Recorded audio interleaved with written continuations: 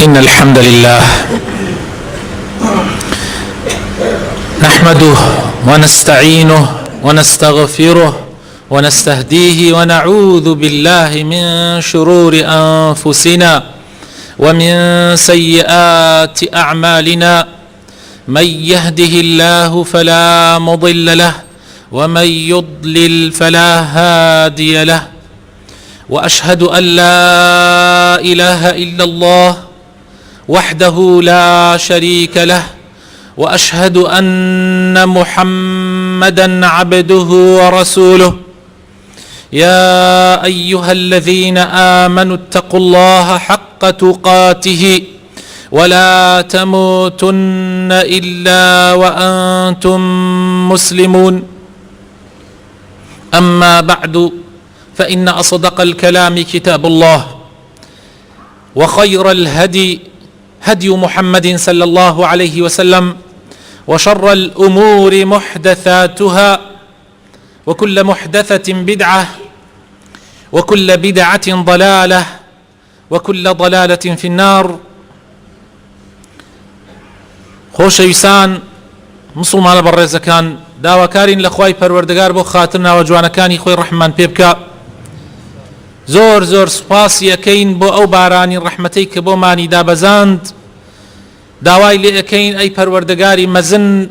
بارانی ڕەحمەت و خێر و بەرەکەتت بەردەوام بێ لەسەرمان، و خێر و بەرەکەتی خۆت بڕژێنی بەسەر خاک و نیشتیمان و وڵاتمانە. لە زنجیرە باسەکانی پێغەمبەرناسیە ئەمڕۆ ئەچینە خزمەتی ئاەتێک لە سوورەتی ئەنفال، آيتي 33. خواي پروردگار فرمي: وما كان الله ليعذبهم وأنت فيهم وما كان الله معذبهم وهم يستغفرون. هرگيز خواي تعالى سزاو بلاي خوي نانيري بو أمتي إسلام لكاتيكا كتو لناويانا ماوي أي محمد صلى الله عليه وسلم ورد بنوا. هرگيز خواي پروردگار سزاو بلاي عام قشتي خوي نانيري بو سر أمتي محمد المصطفى صلى الله عليه وسلم ما دام پیغمبري خدا صلواتي خواي لسر بي لناويانا بي. وما كان الله معذبهم، وهرگيز نبوة ونابي خواي پروردگار سزايان بدا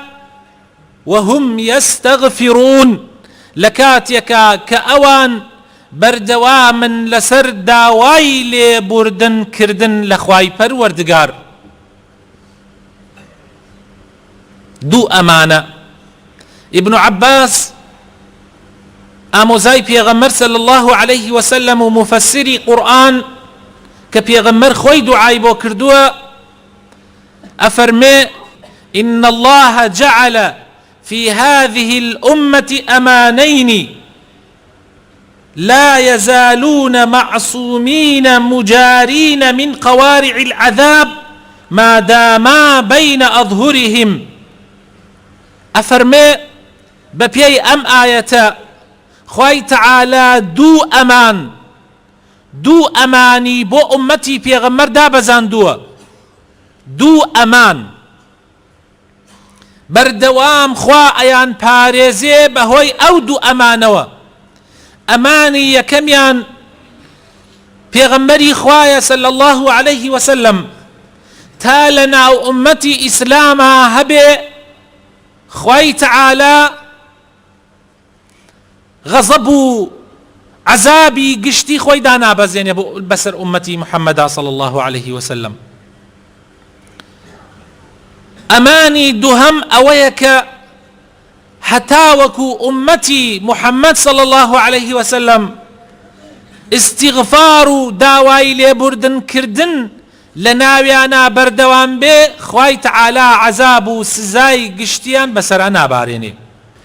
جاء فرمي: فأمان قبضه الله إليه. أمانك في غمر صلى الله عليه وسلم خواي تعالى برزي كردو بولاي خوي وأمان بقي فيكم ئەمانێکیش بەردەوام لە ناوتانە ماوە حتا قیامەت ئەویش ئەوەیە ئەگەر ئێوە داوای لێبوردن بکەن خوای تەعالا غەزەب و سزای خۆیتان بەسەرا دانابارێنێ دانابەزێنێ. زانایانی ئیسلام ئەفەرمن لێرە مەبەست ئەوەیە کە ئایا ئەمانی یەکەم بالفعل نەما لەنا ئومەتی محەممەدا صلی الله عليه وسلم کە بوونی پێغەمبەرە بە وەفاتی پێغەمبەر ئیتر ئەو ئەمانە نەما، يعني هەڵگیرە؟ ئەفەرمن نەخێر. ما دامت سنة النبي صلى الله عليه وسلم مطبقة في حياتهم، في بيوتهم، في أعمالهم، في حلهم وترحالهم، في أفراحهم وفي أتراحهم، في كسب أموالهم وفي إنفاق أموالهم، في اختيار زوجاتهم وفي تطليق زوجاتهم، في تربية أبنائهم وإلى آخره. ما دام هذا موجود فيهم فهم في أمان من عذاب الله. أفرمن حتى سنتي پیغمبر صلى الله عليه وسلم تطبيق كرابية وجيب جي كرابية لنا أمتي پیغمبرها صلى الله عليه وسلم، حتى وكو ريبازي پیغمبر لنا أمتي پیغمبرها جيب جي كرابية لجيانيانا لماليانا لكارو كاسبيانا لكردوكانيانا لهلصان ودانشتنيانا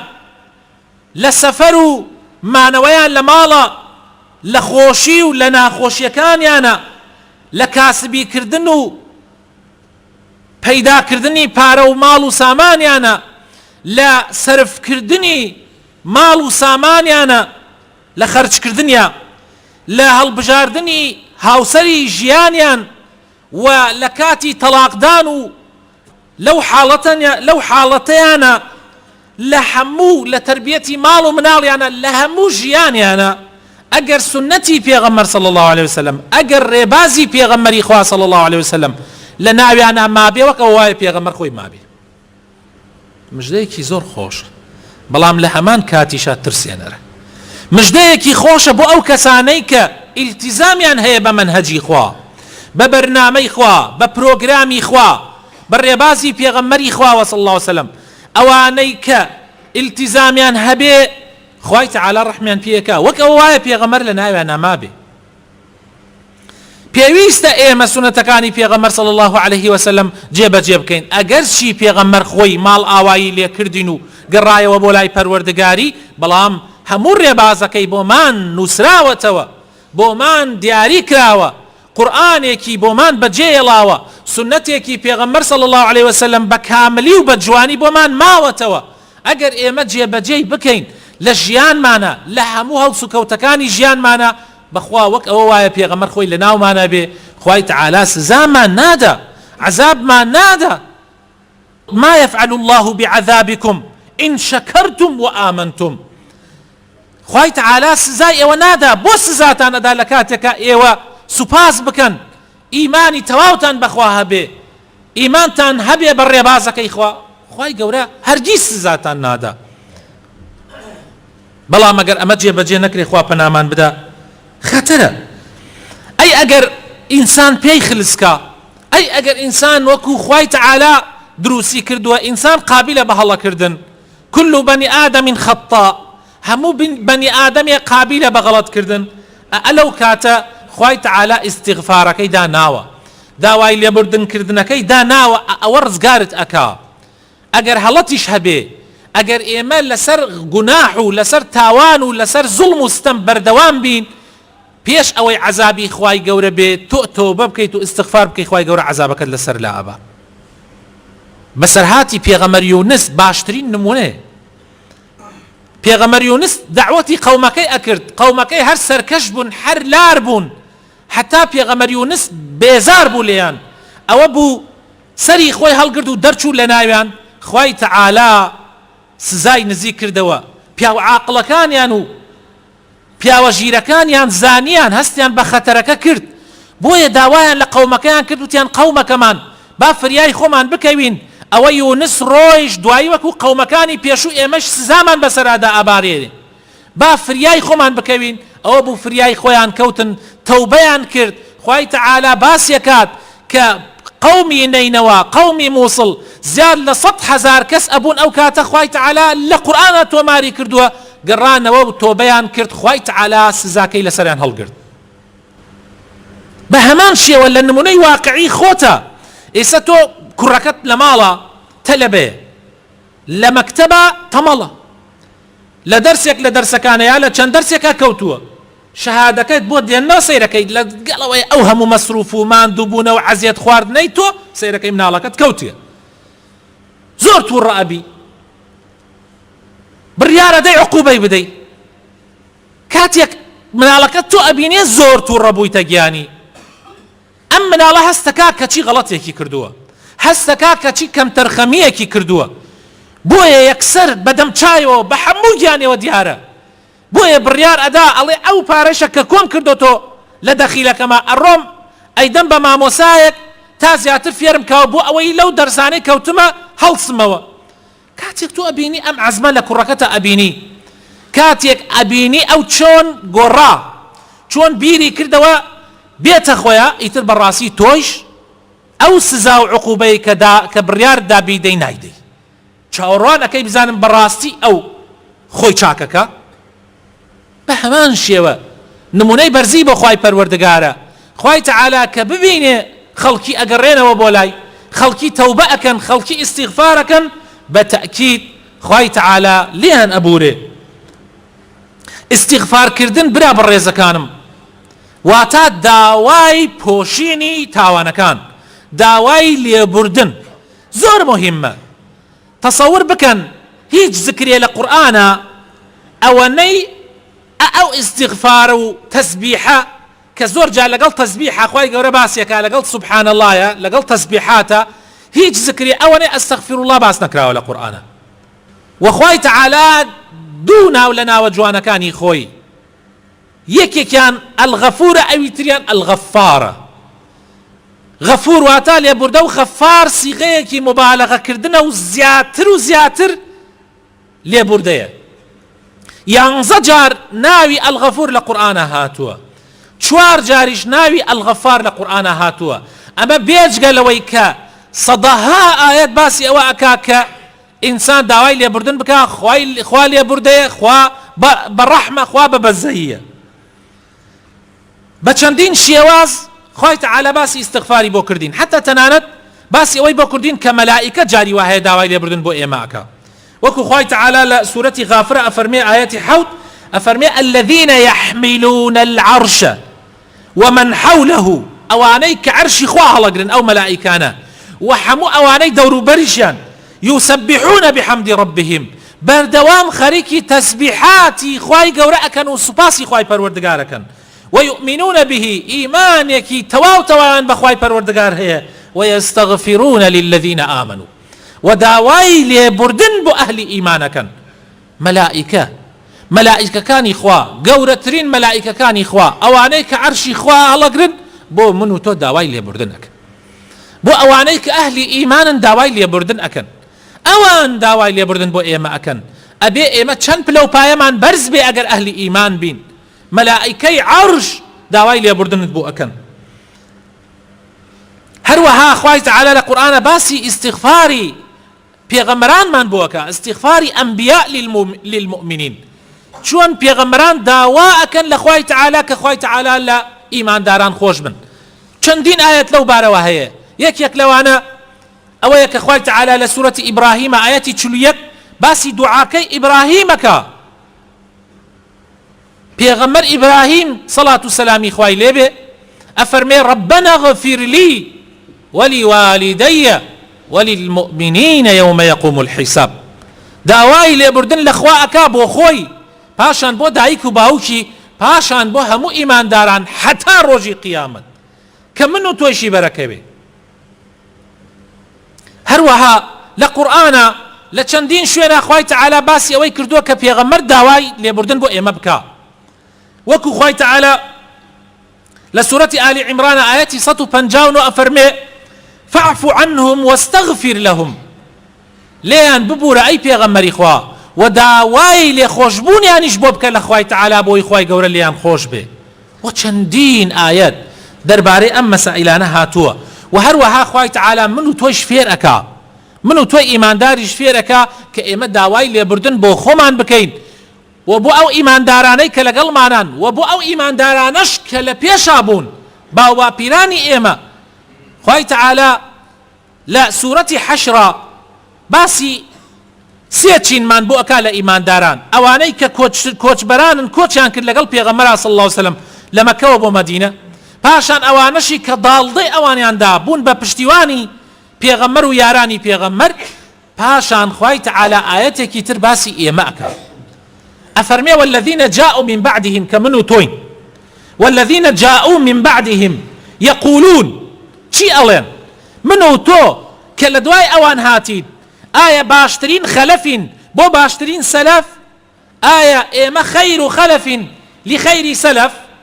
یعنی ئێمە باشترین شوێن کەوتوەکانی ئەو پێشینانەین کە سەحابەکانی پێغەمبەر بوون؟ ئایا ئەوانەین؟ ئایا ئێمە وا ئەڵێن وەکو قورئان باسی کردووە؟ يقولون ربنا ئەڵێن پەروەردگارمان اغفر لنا ولإخواننا الذين سبقونا بالإيمان ولا تجعل في قلوبنا غلا للذين آمنوا. يا ربي لمن خوش ببا لمنو أم إيمان داراني كلير دانشتون ولا همو إيمان داران ولا أوانشي كلا بيشي إيمان رويشتون لأهل إيمان. يا ربي خوايا لناو ظلمانا هيج بغض قينك برام بربا أهل إيمان نيلي أحمد دعاي أهل إيمانا خوا فيرمانا كأم دعا بيروزة بردوام بيكين بردوام دعاي لي خوش بن بو يكتري بكين. طبعا اگر کسی استغفار زور بکا لدنیا و لقیامتا برهمکی ابینیتوا، لقیامتا برهمی استغفار خوای تعالی لیت خوش به توبکت قبولك وادخات بهشتوا بمجدي خوای تعالی لسورة آل عمران والذين إذا فعلوا فاحشة أو ظلموا أنفسهم ذكروا الله فاستغفروا لذنوبهم ومن يغفر الذنوب إلا الله ولم يصروا على ما فعلوا وهم يعلمون أولئك جزاؤهم مغفرة من ربهم وجنات تجري من تحتها الأنهار خالدين فيها. أوانيك جناح جوركانك بس جناح جوركانك أوانيك جناح جوركانك وكو زنا وكو أوتاوان بيسانا ئەوانەی کەستەم لە خۆیان ئەکەن کاتێ خۆیان ئەکەوێتە بیر کاتێ بیر ئەکەنەوە کە ئەمان چیان کرد داوای لێبوردن لە خوای پەروەردگار ئەکەن. کێش هەیە وەکو خوا لێبوردە بێ؟ کێ هەیە وەکو خوا لێبوردە بێ؟ هەرچی تاوان هەیە کردبێتت بچیتە لای خوای تەعالا داوای لێ بکەی خوای تەعالا لێت خۆشە بێ. ئەمە باسی تاوانە گەورەکان ئەکا. بەو هەموو تاوانە گەورانەوە بچێڕە حوزوری خوای تەعالا خوایەکی بەڕەحم چاوەڕێتە، خوایەکی بە بەزەیی چاوەڕێتە، خوایەک کە خاوەن ئەرز و ئاسمانەکانە و تۆ تایە زۆر زۆر بچووکی لەگەڵ ئەوەی شاخوای تەعالا تەماشات ئەکا و لێت خۆش ئەبێ و گوناحەکانتیش ئەبورێ. پاشان پێغەمبەر خوای تەعالا ئەفەرمێ ئەوانە پاداشیان چییە؟ لێبوردەیی خوای تەعالا بەهەشتانێک کە خوای تەعالا بە ئەو پەڕی شێواز و جوانی ڕازاندوێتەوە بۆ ئەهلی ئیمان. ئەمە لە قیامەتە ئەی لە دنیایە برا بەڕێزەکانم، لە دنیایە پاداشتی استیغفار و تەوبەتکردن زۆر زۆر گەورەیە. خوای تەعالا عقوبەکانت لەسەر لا ئەبا، بەڵاو موسیبەتت لەسەر لا ئەبا، ڕزقت فراوان ئەکا، مناڵت پێ ئەدا، مشکیلە و کێشەکانت حەل ئەکا بە ئیستیغفار بە تەوبەکردن بە گەڕانەوەی ڕاستەقینە بۆ لای خوای پەروەردگار. خوای تەعالا ئەمانە هەر هەموویت بۆ ئەکا. من تەنها یەک ئاەت دێنمەوە دڵخۆشیەکە بۆ من و بۆ ئێوە و بۆ هەموو ئیمانداران. کێ خاوەن کێشەیە؟ کێ لە ژێر عەزابە ئەژێ؟ کێ لە ناخۆشیە ئەژێ؟ کێ لە دەربەدەریە ئەژێ؟ کێ مناڵی نییە؟ کێ لە ئەو نەخۆشیەکی ناخۆشایە؟ کێ ڕزقی کورتە؟ کێ حالە ئەو پەڕی موسیبەت و ناخۆشیە؟ خوای تەعالا لە قورئانی پیرۆزە لەسەر زمانی پێغەمبەر نوح صلاة والسلام إخوان أو لا بيغمري خومان ولا همو بيغمران به أفرمي بقومكم وتم فقلت استغفروا ربكم إنه كان غفارا فقلت استغفروا ربكم إنه كان غفارا يرسل السماء عليكم مدرارا وتم داوای لێ بردن لە خوا بکەن پەشیمان ببنەوە بە دڵ و بە ڕاستەقینەیی بۆ لای خوا بگەڕێنەوە خوای تەعالا لە ئاسمانەوە بەرەکەت و پیتی خۆیتان بۆ ئەبارێنێ يرسل السماء عليكم مدرارا ويمددكم وبيتان أبخشي بأموال وبنين پارە و پولی فراوانتان پێ ئەبەخشێ ماڵ و مناڵ و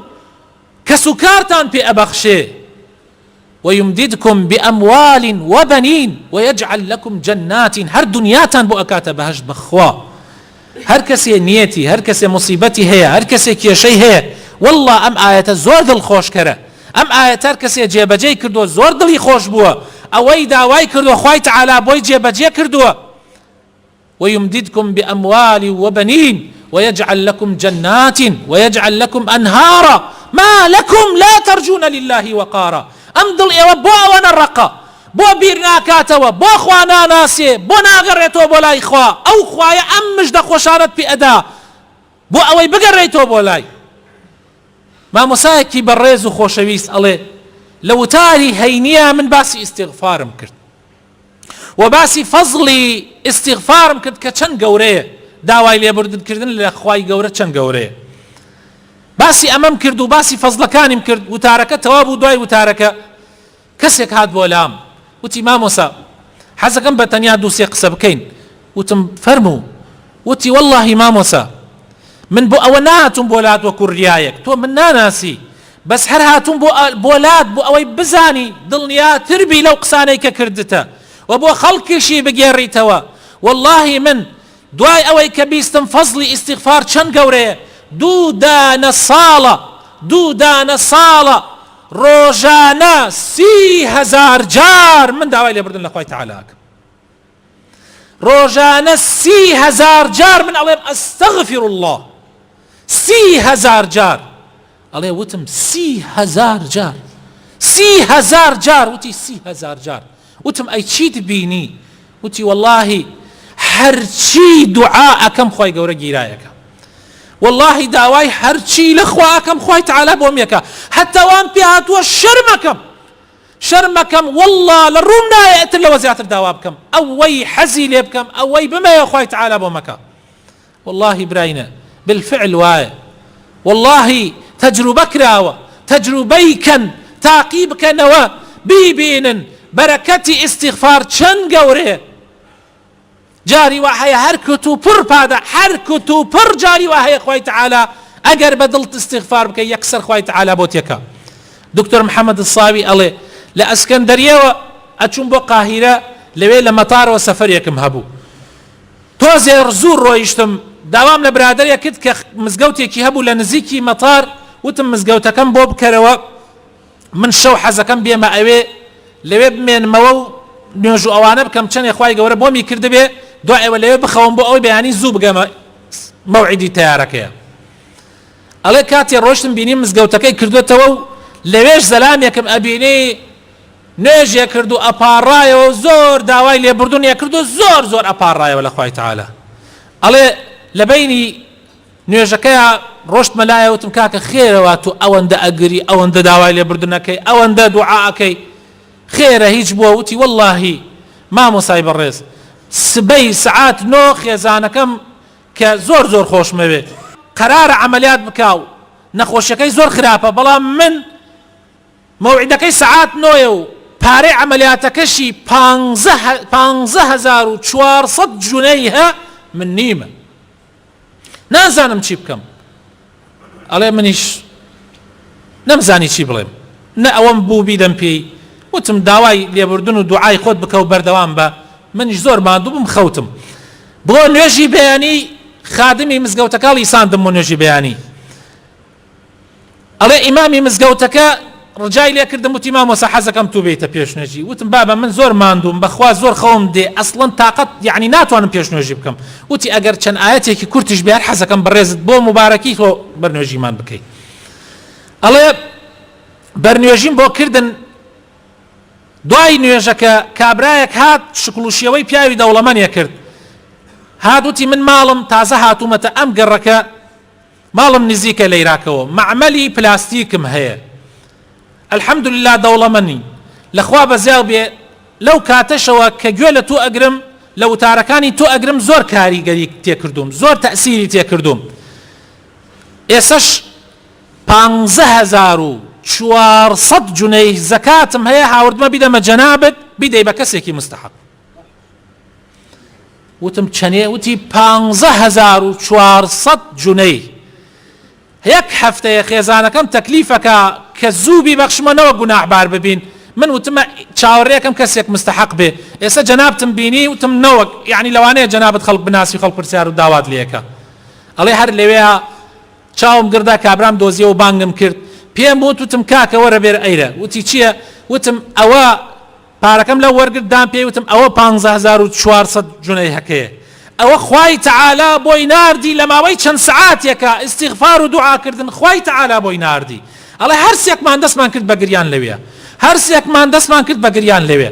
خوای تەعالا جاری وایە بە لەحەزاتێک وەڵام تەداتەوە واللهی براینە لێتانی ناشارمەوە چەندین کەس هاتۆتە لام مناڵی نەبووە واللهی نەسیحەتم کردەوەتمە ئیستیغفار بکە باوەڕ بکەن دوای چەند مانگێک بە خۆشی و بە مژدەوە هاتۆتەوە وتێتی واللهی لەخوا بەزیاو بێ ئێستا خێزانم حامیلەیە ئەمە فەزلی خوای پەروەردگارە ئەمە نیعمەتێکە بەڕاستی خوای تەعالا بۆ ئەهلی ئیمان دایناوە دەی با ئێمەش بگەڕێنەوە بۆ لای خوای تەعالا هەوڵ بدەین ئیلتیزام بکەین بەو مەنهەجەی کە بەو ڕێبازەی کە خوای تەعالا بۆ پێغەمبەری ناردووە کە پێغەمبەر لەسەری بووە کە خۆشی ئەم دنیایە و بەختەوەری ئەم دنیایەی لە دوایە بێجگە لە قیامەتیش کە لێبوردەیی خوایی لە دوایە و هەروەها ئەگەر غەڵەتێکیشمان کرد با داوای لێبوردن لە خوای پەروەردگار بکەین حتى ئەگەر غەڵەتیشمان نەکرد پێغەمبەر صلی الله عليه وسلم لە حەدیثێکە ئەفەرمێ والله من لە شەو ڕۆژێکە یعنی لە ڕۆژێکە ئەفەرمێ زیاد لە 100 جار داوای لێبوردن لە خوای تەعالاکەم پێغەمبەر صلی الله عليه وسلم کە خوای تەعالا هیچ گوناحێکی نەبووە خوا لە هەموو گوناحەکانی پاش و پێشی خۆش بووە لەگەڵەوەی شا پێغەمبەر صلی الله عليه وسلم فێرمانەکە کە ئێمە زۆر داوای لێبوردن بکەین چونکە بەوە بەرزە بینەوە ئەگەر گوناحمان هەبێ خوا لێمان خۆشە بێ و ئەی پۆشیە بۆمان ئەگەریش نەمان بێ خوا پلەمان بەرزەکاتەوە یا ڕەبی خوایە ئیسلاحمان بکەی هیدایەتمان دەی نوری ئیمان بخەیتە دڵەکانمانەوە یا ڕەبی خوایە بەردەواممان بکەی لەسەر دیندارەتی لەسەر ئیسلامەتی یا ڕەبی خوایە یا ڕەبی داوای لێبوردن لە تۆ ئەکەین اللهم إنا نستغفرك ونتوب إليك یا ڕەبی خوایە ماڵ و مناڵمان صالح بکەی یا ڕەبی خێزانەکانمان صالح بکەی ڕەحم بە نەخۆشەکانمان بکەی یا ڕەب العالمین شیفایان بدەی یا ڕەبی ڕەحم بە مردوەکانمان بکەی بە مردووی هەموو مسلمانان بەوانەمان کە پیاوچاکانی پێش ئێمە مردوون هەموو ئەهلی ئیمان یا ڕەبی لە پێش ئێمە خوایە لیان خۆش ببی خوایە گیان بۆ خاتر ناوە جوانەکانی خۆت داوات لێ ئەەکەین کە هیچ بغض و قین و حەسوودیەک لە دڵمانە نێری بەرامبەر بە هیچ مسلمانێ یا ڕەبی خوایە لە بارانی ڕەحمەت نەمانگریتەوە یا ڕەبی خوایە بۆ خاتر ناوە جوانەکانی خۆت بەرەکەتی خۆت بڕژێنە بەسەر ئەم وڵاتەی ئێمە یا ڕەب العالمین خوایە کار بەدەستانی ئەم وڵاتە داد پەروەر و عادل بکە ئامین ئامین